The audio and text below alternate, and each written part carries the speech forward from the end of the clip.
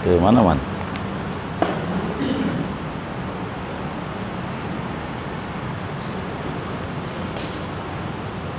Tidur ya? Masih tidur ya? Hah? Hah? Oh, wahdar.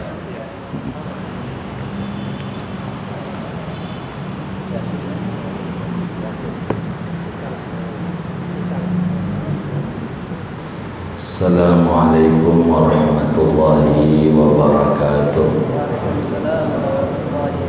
Bismillahirrahmanirrahim. Alhamdulillahi rabbil alamin. Wassalatu wassalamu ala sayyidina Muhammadin wa ala alihi wa sahbihi ajma'in. Wahdar an tanama ba'da salatis subhi, dan hindarilah olehmu bahwa kamu tidur sesudah solat subuh. Fa innahu yamna'ur rizqa, maka sesungguhnya tidur sesudah solat subuh yaitu dapat mencegah akan luasnya rezeki. Au ba'da salatil asri, atau sesudah solat asar. Fa innahu yurisul jununa, maka sesungguhnya tidur sesudah solat asar yaitu mewariskan akan gila, stres. Au qabla salatil isya'i, atau sebelum solat isya. Fa innahu yurisul ariqa, maka sesungguhnya tidur sebelum solat isya yaitu dapat mewariskan akan gelisah, tidak bisa tenang hidupnya. Wallahu a'lam. Saudara-saudara sekalian, Al-Imamul Haddad radhiyallahu ta'ala anhu adalah seorang ulama yang konsen di dalam pembenahan umat dalam kehidupan sehari-hari.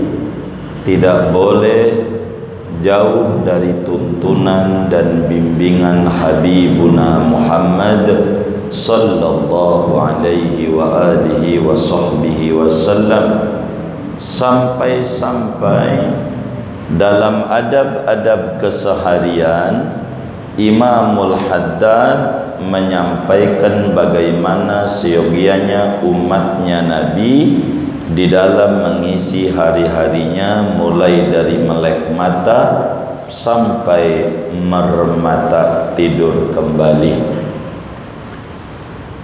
termasuk berbicara adab-adab tidur. Kata Imamul Haddad, wahdar an tanama ba'da salatis subhi fa innahu yamna'ur rizqa. Perlu dihindari oleh orang yang pengen mendapatkan sa'adatud dunya wal akhirah, menghindari tidur sesudah solat subuh. Sesudah solat subuh kita jangan tidur dulu sampai terbit matahari. Kalau bahasa gampang sampai tengah 7. Kalau udah tengah 7 mau tidur, monggo begitu. Kenapa? Ada dampak buruk yang menyebabkan ada larangan tidur sesudah solat subuh. Fa innahu yamna'ur rizqa. Tidur sesudah solat subuh itu bikin rezeki jadi seret. Sebetulnya penyebab rezeki seret itu banyak, sebagaimana penyebab rezeki luas juga banyak. Yang terbesar penyebab rezeki seret adalah berbuat dosa.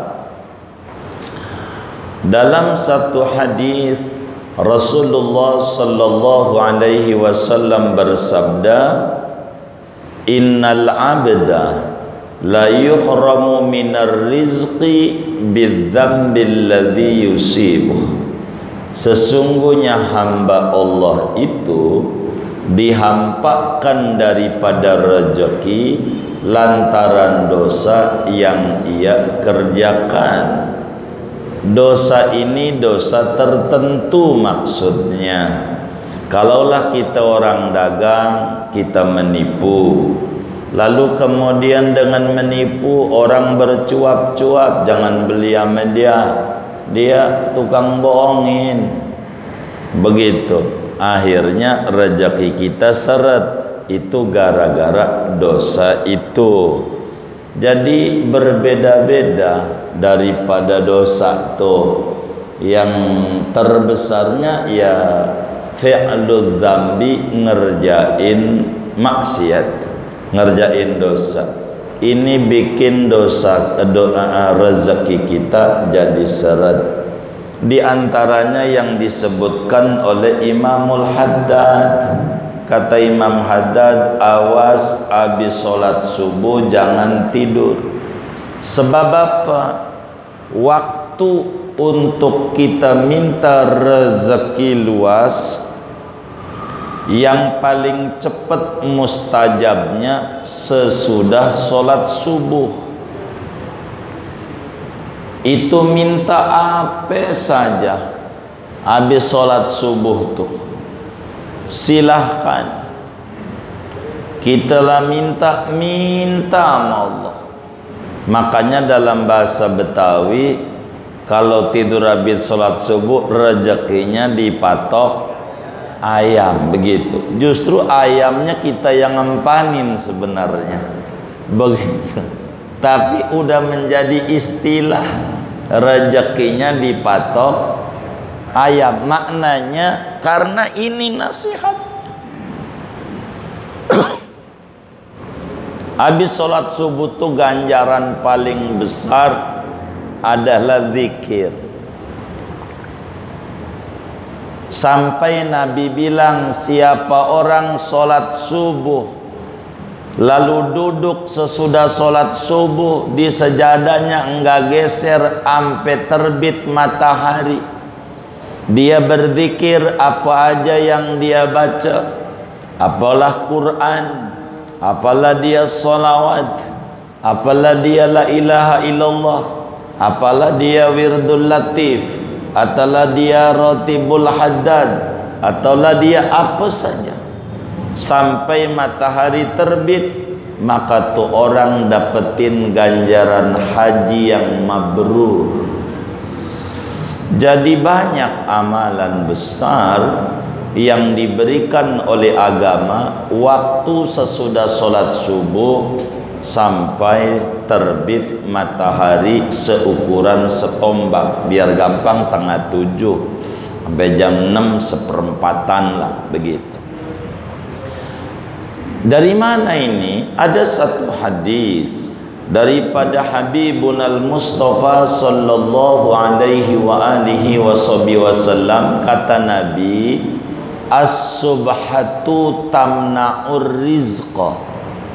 Nabi yang bilang, as-subhatu, tidur sesudah sholat subuh dapat menghalang-halangi datangnya rezeki. Nabi itu yang ngomong, bikin kita orang rezekinya seret. Salah satunya tidur habis sholat subuh. Itu rezeki kita seret. Sambungannya dari mana? Begitu. Mau kita paham, mau kita tidak paham, bila Nabi sudah ngomong, itu berarti ada waktu-waktu di mana kesempatan diberikan rezeki kita tidak ngambil. Tuh begitu. Maka habis sholat subuh kita janganlah tidur. Berzikir silahkan, baca sholawat silahkan, baca Quran meski seain silahkan. Kalau udah tengah 7 mau tidur silahkan, karena ini adalah waktu yang luar biasa. Orang Betawi tempo dulu meski kerjanya selagu-lagunya, artinya selagu-lagunya berangkat ke kebon itu tengah 8, habis subuh tuh di masjid aja duduk aja ampe terbit, baru rada terang tuh jalan-jalan dari masjid beli nasi uduk semur jengkol, baru dia ke kebon. Begitu orang dulu kayak begitu, maka bisa dilihat meski dia SD enggak lulus, meski dia enggak punya kantor, bukan pegawai negeri PNS begitu, anaknya Masya Allah kayak biji tasbih 33. Banyak orang dulu, tapi matinya berkah, ninggalin warisan. Banyak rumah-rumah yang ditempatin oleh saudara-saudara kita tuh adalah rumah apa? Warisan dari orang yang habis sholat subuh nggak tidur. Barakah, barakah,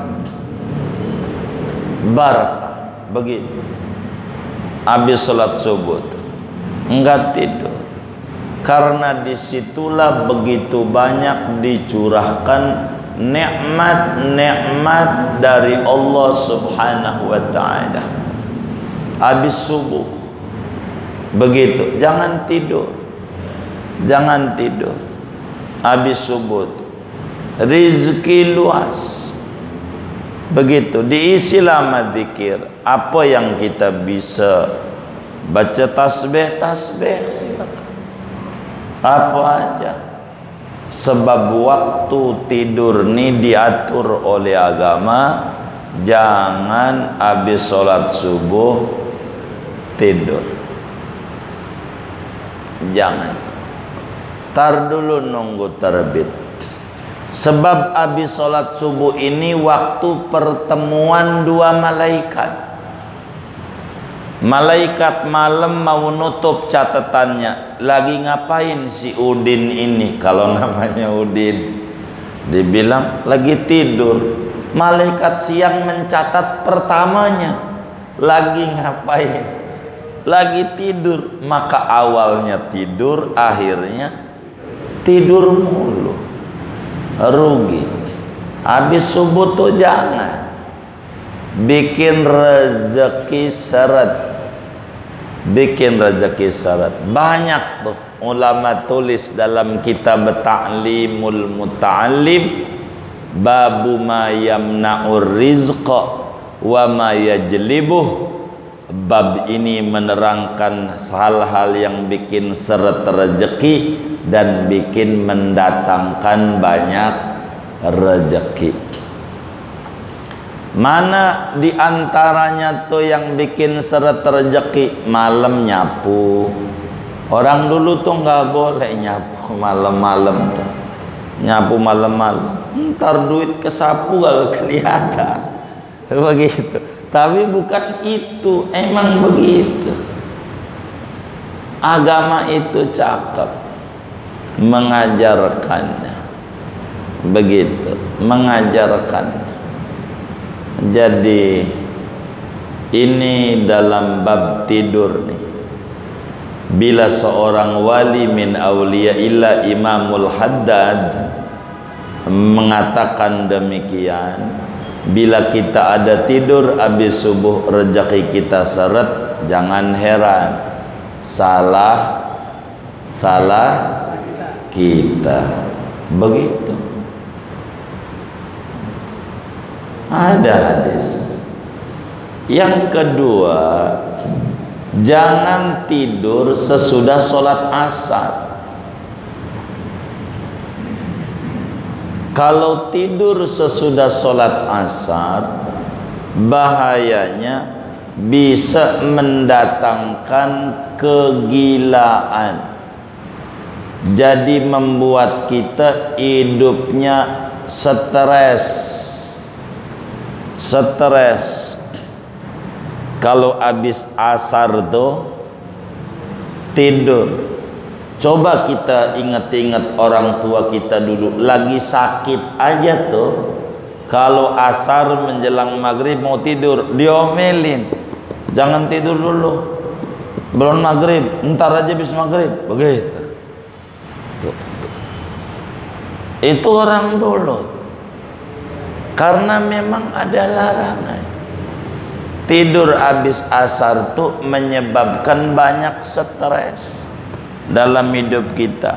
Sebab asar ini sama waktu yang paling banyak pengijabahan Allah ngasih rezeki ba'da asar. Makanya enggak ada ba'diyah asar, enggak ada ba'diyah subuh, enggak ada. Bila kita merasa hidup kita terlilit banyak hutang, banyak masalah, ba'da asar baca tuh surat Waqiah. Itu diajari Waqiah. Berapa kali?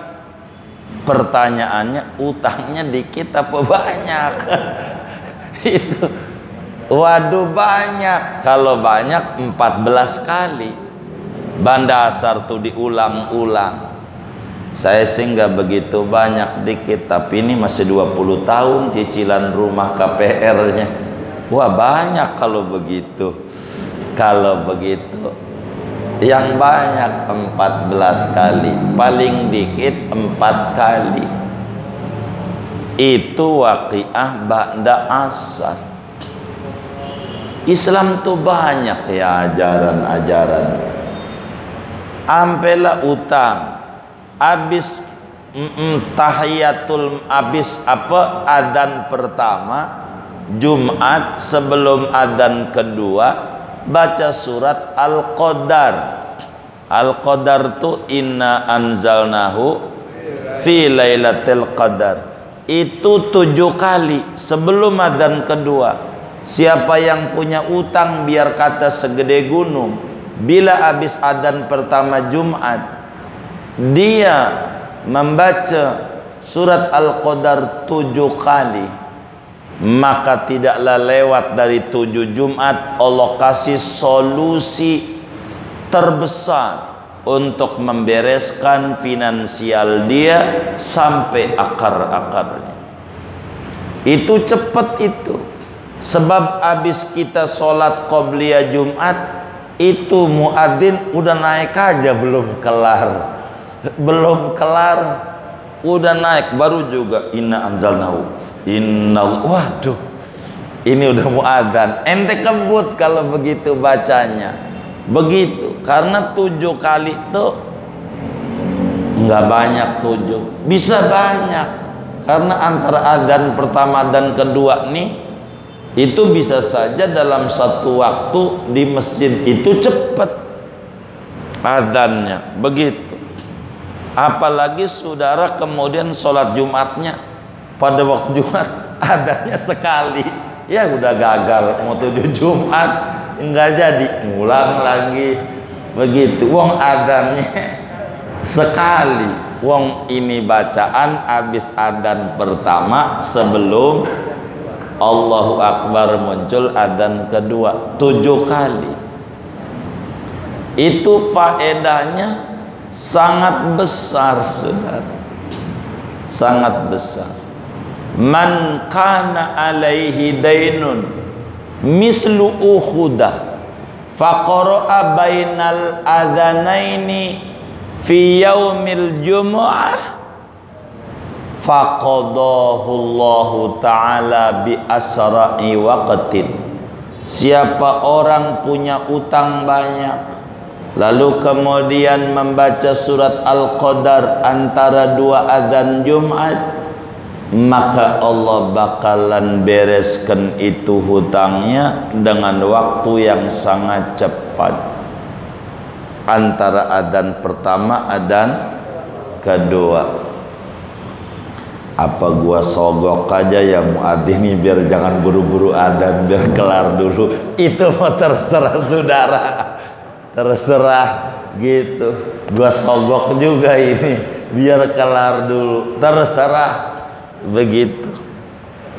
Islam itu kaya dengan bunga-bunga rampai doa dan zikir untuk kebahagiaan kita sebagai pemeluknya. Begitulah indah dan luasnya ajaran Islam ini, saudara. Ba'da asar jangan. Kita kalau tidur ba'da sholat asar sebelum maghrib, ini bakal bermasalah. Kita menyebabkan kepikunan, menyebabkan pikun, menyebabkan stres. Itu begitu. Ba'da asar enggak usah. Ba'da asar jangan. Itu ajang yang sangat luar biasa. Banyaklah agama nih ngasih zikir nih ba'da asar, banyak. Bahkan Imam Ghazali di dalam Bidayatul Hidayah tuh, menjelang maghrib kurang 10 menit kita disuruh baca surat wal-laili idza yaghsha, wal-laili idza yaghsha, kemudian membaca wadduha, kemudian membaca al-falaq dan an-nas, maka rizkinya bak air hujan banyak.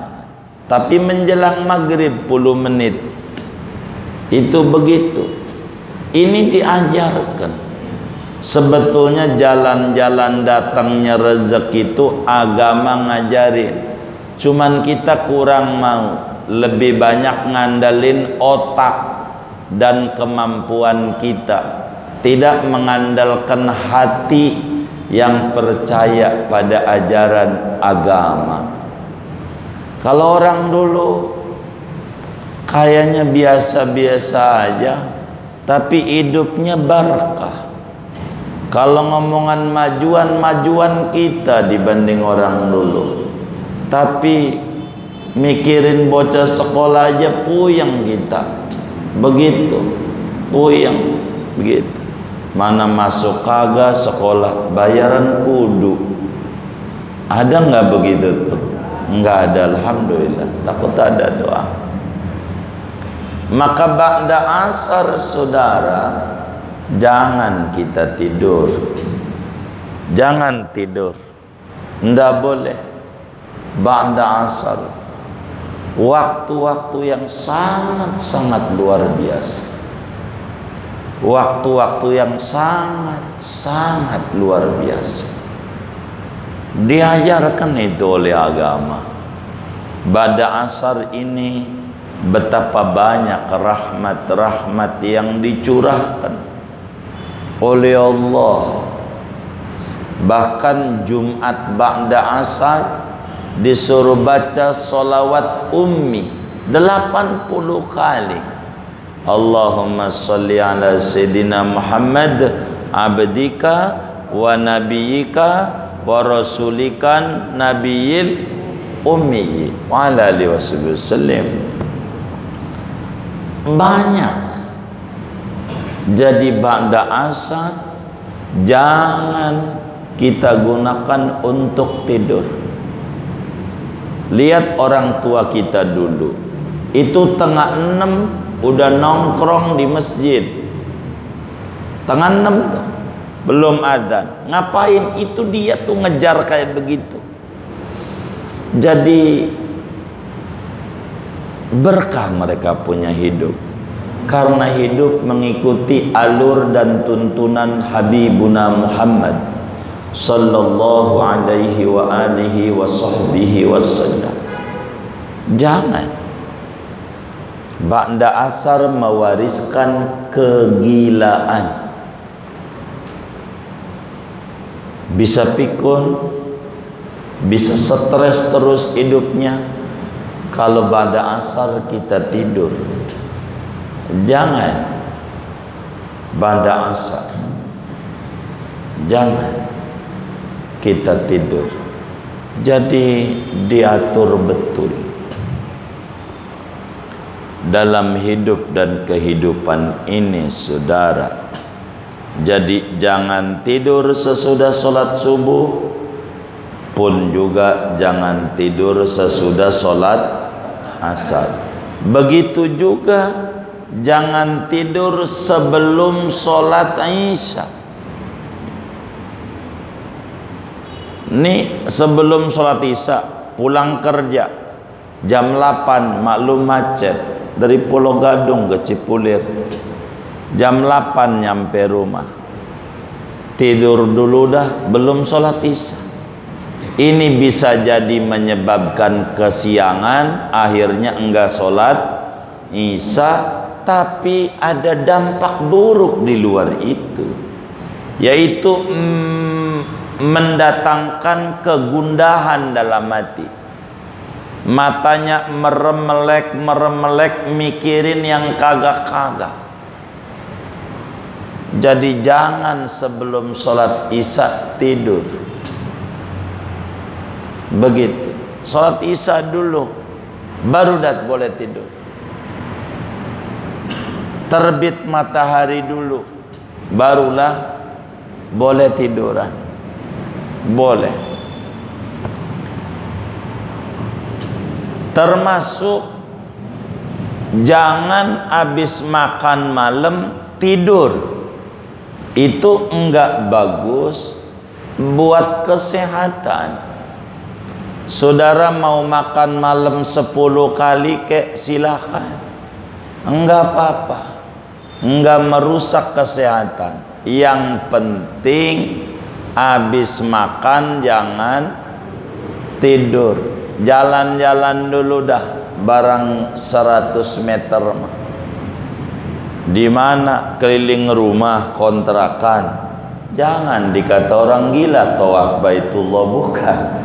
Di dalam rumah aja dah, ada tangga ini naik turun, biar ada pembakaran kalori.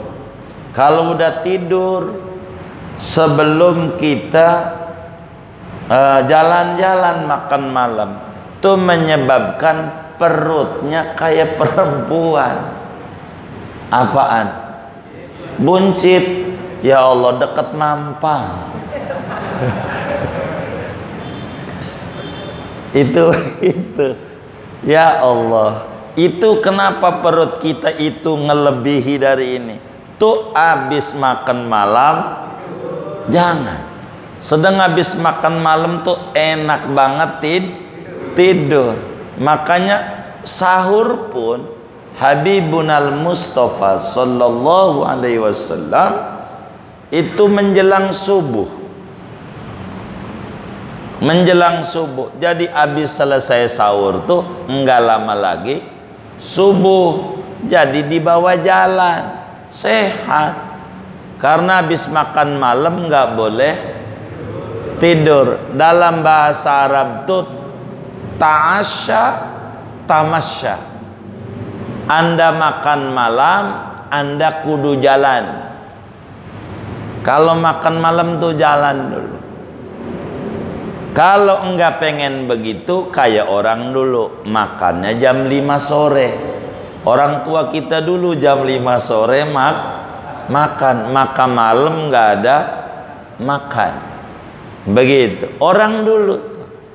Kalau saya sih jangan enggak nyaranin. Saya kalau nyuruh saudara jam 5 sore makan, ntar malam makan lagi.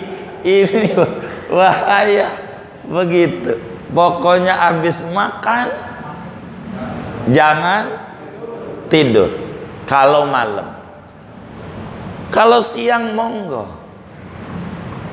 Kalau siang nih habis makan siang, kalau kata orang dulu gak golongan, tiduran. Tagodda tamadda. Habis makan siang tuh makan pagi, belonjoran barang setengah jam. Jangan habis sarapan langsung jalan.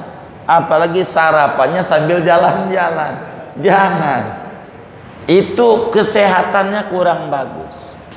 Saudara nggak perlu banyak makan obat yang mengandung zat-zat kimia tetek bengek. Saudara jalanin ini aja nih. Kalau habis sarapan pagi, duduk barang tengah jam, tiduran kayak nggak apa-apa. Habis makan pagi, tagodda, tamadda, ta'asya, tamasya. Tagodda, Anda sarapan, tamadda, Anda selonjoran, ta'asya, Anda makan malam, tamasa, Anda jalan. Ini dijalanin, sehat sudah. Beneran.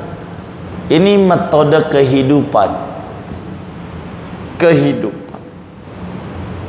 Selonjoran. Bentar. Habis sarapan tuh. Jangan langsung. Karena siang bakal kita banyak gerak. Habis makan jangan langsung gerak. Jadi biar ngendep dulu. Jadi sehingga kekuatan tenaga tuh banyak. Begitu, karena kita makannya habis makan langsung jalan. Ada juga yang makannya sambil jalan, maka baru juga nyampe kantor ada bubur lewat udah melintir, pengen makan lagi. Kenapa? Ini karena tidak ada penyimpanan energi. Kalau malam organ tubuh kita mau istirahat. Kalau diisi makanan, maka makanan ini tak terolah oleh tubuh kita.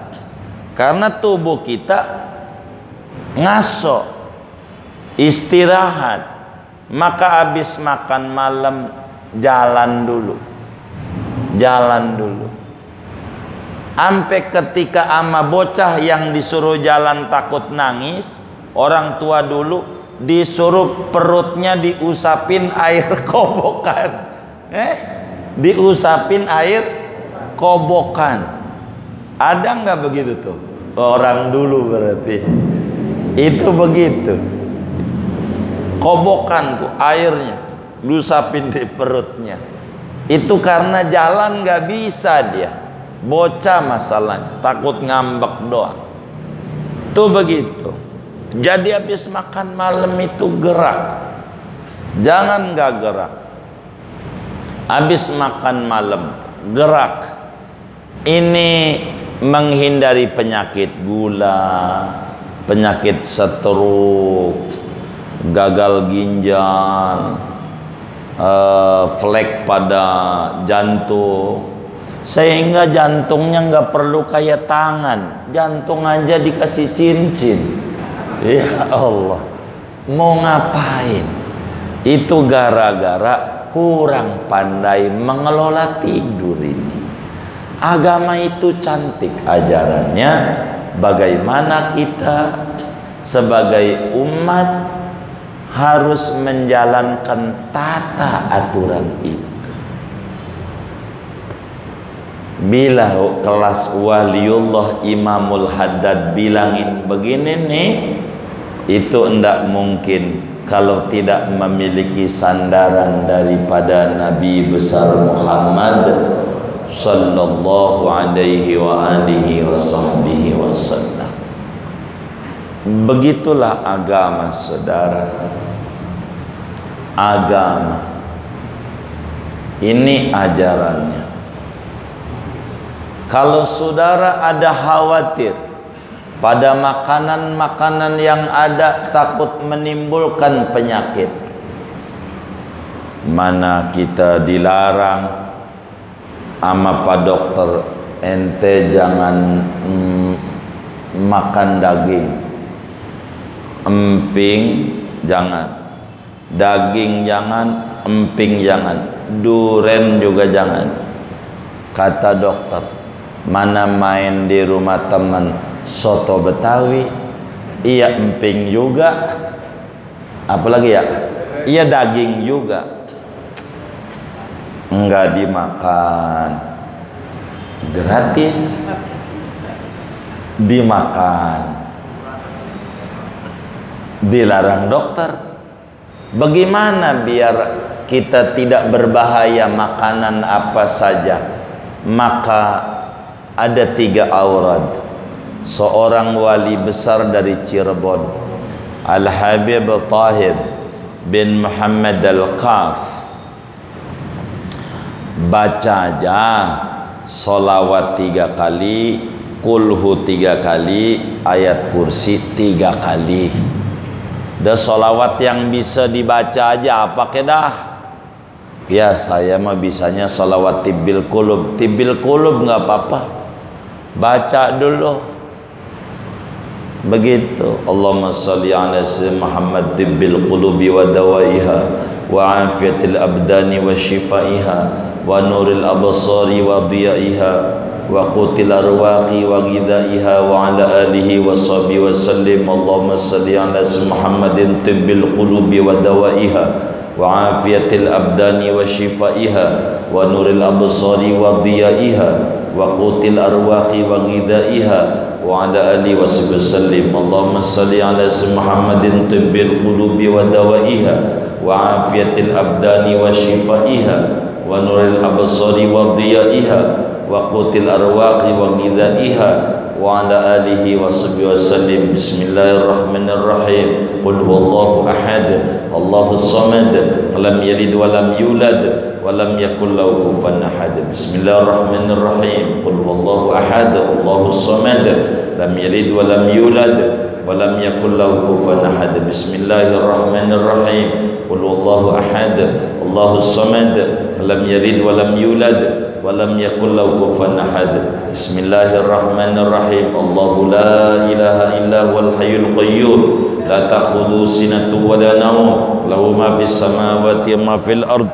Man dhal ladzi yashfa'u 'indahu illa bi idhnihi, ya'lamu ma baina aydihim wa ma khalfahum, la yuhituna bi syai'in min 'ilmihi illa bima syaa', wasi'a kursiyyus samawati wal ardi wa la ya'uduhu hifdhuhuma wa huwal 'aliyyul 'azim. Bismillahirrahmanirrahim. Allahu la ilaha illa huwal hayyul qayyum wa la nawm, lahu ma fis samawati wa ma fil ard.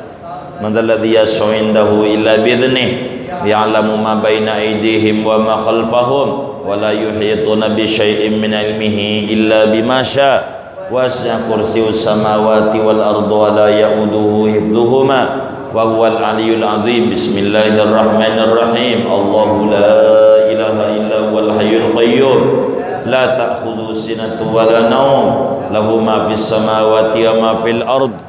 Man dhal ladzi yashfa'u 'indahu illa bi idhnihi, ya'lamu ma baina aydihim wa ma khalfahum wa la yuhituna bi syai'in min 'ilmihi illa bima syaa', wasi'a kursiyyus samawati wal ardi wa la ya'uduhu hifdhuhuma wa huwal 'aliyyul 'azim. Allahumma barik lana fima razaqtana wa qina adzabannar. Makanan model apa saja, sampai di dalam makanan itu ada orang yang ngasih racun nama kita, kagak berpengaruh pada badan kita. Tuh begitu. Ajarin anak istri kalau mau makan bareng-bareng, mau di restoran, mau di mana, itu baca itu biar selamat. Begitu. Rusaknya kita orang nih dari makanan belakang ini mengandung macam-macam. Begitu, mengandung banyak banget zat-zat kimia yang ujungnya bikin pegel sama kita. Sedang kesehatan itu modal utama ibadah. Kalau sakit ibadah ini nggak bisa, berat. Maka biar sehat setiap makan baca begitu. Kata Habibana Tahir bin Yahya, baca ini. Makanan itu seneng banget dimakan oleh kita. Makan seneng banget. Makanan tuh girang. Dia ngomong sama Allah, ya Rob, jadikan saya ini obat buat dia, jangan jadi penyakit. Kalau bisa baca begitu. Jadi penting kita makan begitu dulu. Yang kayak begitu, makan begitu. Sebelum makan sholawat 3 kali, qul 3 kali, ayat kursi 3 kali sebelum makan. Biar kita makanan itu dijadikan kekuatan energi untuk ibadah. Jadi saudara nyari rezeki bakalan gampang. Begitu tuh. Makanan tuh. Baca begitu. Makanan, baca. Ini diantara amalan-amalan yang diajarkan oleh agama. Mudah-mudahan kita diberikan taufik dan hidayah, mampu kita mengamalkannya setapak demi setapak, mencontoh daripada ulama-ulama salafus salih. Amin ya rabbal alamin. Ada yang ditanya mungkin dari materi ini atau di luarnya? Sebelum doa dipersilakan. Wallahu a'lam.